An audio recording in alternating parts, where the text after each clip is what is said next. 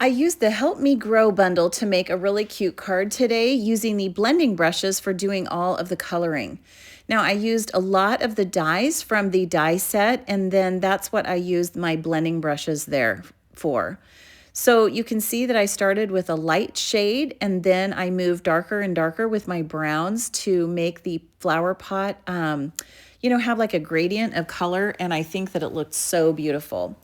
Then you can use them for the different greens on all of the greenery and just make them as dark as you want. That's what's so neat about the blending brushes. So I added some middles to my flower there. I tried to do a little bit of a collage background on this card, but you didn't end up really being able to see it very much after it was all built up, but that's okay. So then I just put it all together. I put on the pot, added in the greenery and the flowers, and then we'll just add the sentiment and the gems, and it's done.